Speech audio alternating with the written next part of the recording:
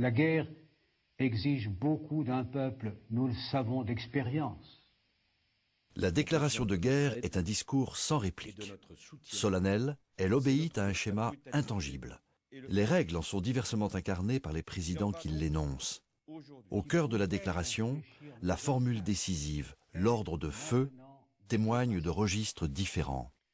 Sauf événement imprévu, donc improbable, les armes vont parler. Chez François Mitterrand, la formule tend à l'emphase.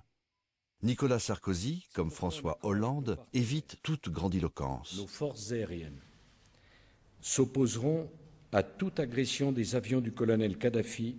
Les forces armées françaises ont apporté cet après-midi leur soutien aux unités maliennes. Deuxième élément constitutif, la justification. Elle fonde la légitimité sur les valeurs universelles et la coopération internationale. Nous avions appliqué les résolutions des Nations Unies. Nous intervenons en Libye sur mandat du Conseil de sécurité de l'ONU. Nous intervenons dans le cadre de la légalité internationale. La phrase finale est le moment du sublime dans la déclaration de guerre. La patrie fera face aux heures difficiles qui s'annoncent en préservant son unité.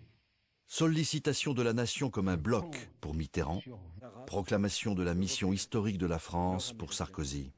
La France est décidée à assumer son rôle devant l'histoire. Chez Hollande, plus modeste, l'élévation de la France à une vocation universelle est ramenée à la situation du Mali. La France sera toujours là lorsqu'il s'agit des droits d'une population, celle du Mali, qui veut vivre libre et dans la démocratie.